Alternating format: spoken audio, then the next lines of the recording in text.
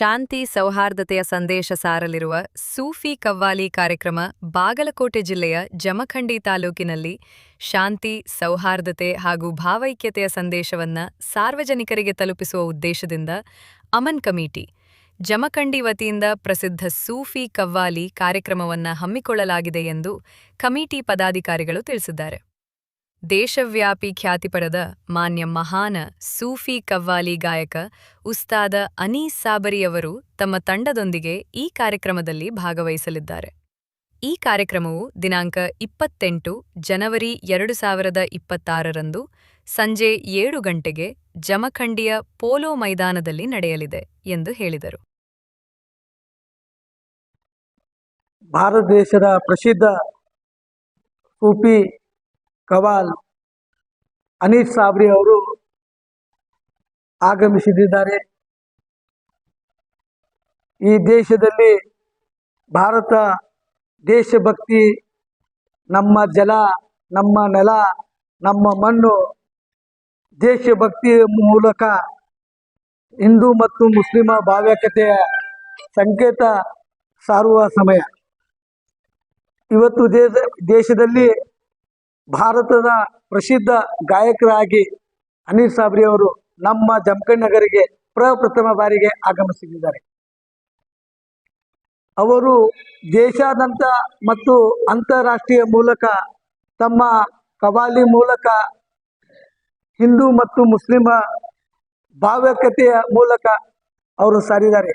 ನಮ್ಮ ಅಣ್ಣ ಬಸವನ ನೆಲದಲ್ಲಿ ಈ ಪರಂಪರೆಯನ್ನು ನಮ್ಮ ಹಿರಿಯರದಿಂದ ಮತ್ತು ಈಗಿನಿಂದ ನಾವೆಲ್ಲ ಕೂಡಿ ಬಂದೀವಿ.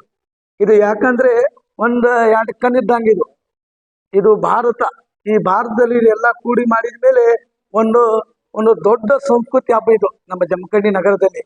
ಅದಕ್ಕೆ ನಮ್ಮ ಸಿದ್ದೇಶನು ನಮ್ಮ ಅಮನ್ ಕಮಿಟಿ ಅಧ್ಯಕ್ಷರ ಆದಿಯಾಗಿ ಅಕ್ಬರ್ ಜಮಾದಾರ್ ಅವರು ಮತ್ತು ನಮ್ಮ ಅಮನ್ ಕಮಿಟಿಯ ಉಪಾಧ್ಯಕ್ಷರಾದಂಥ ಮಿರಾಸಾ ಬಂಡಮೂರಿ ಅವರು, ಆಮೇಲೆ ಮುಸ್ತಫಾ ಕರೇಜಿ ಅವರು, ನಮ್ಮ ಕಿಜರ್ ಪೆಂಡಾರಿ ಅವರು, ಇವರೆಲ್ಲರೂ ಕೂಡಿ ನಮ್ಮ ಸಂಘದ ಸದಸ್ಯರು ನಿರ್ದೇಶಕರೆಲ್ಲ ಕೂಡಿ ಬರುವ ನಾಳೆ 28ನೇ ತಾರೀಕಿಗೆ ನಮ್ಮ ಜಮಖಂಡಿದ ಪ್ರಸಿದ್ಧ ಪೋಲೋ ಮೈದಾನ ಸಾಯಂಕಾಲ 7 ಗಂಟೆಗೆ ಈ ಪ್ರಸಿದ್ಧ ಸೂಫಿಯಾನ್ ಕವಾಲಿ ಕಾರ್ಯಕ್ರಮ ನಡೀತಿದೆ.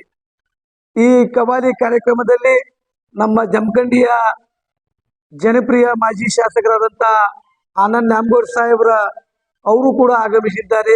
ಆಮೇಲೆ ನಮ್ಮ ಜಮಖಂಡಿ ಗಣ್ಯ ವ್ಯಕ್ತಿಗಳು ಕೂಡ ಆಗಮಿಸಿದ್ದಾರೆ. ಅದೇ ರೀತಿ ಬಿಜಾಪುರದಿಂದ ಆಮೇಲೆ ನಮ್ಮ ಗಣ್ಯ ವ್ಯಕ್ತಿಗಳು ಆಗಮಿಸಿದ್ದಾರೆ.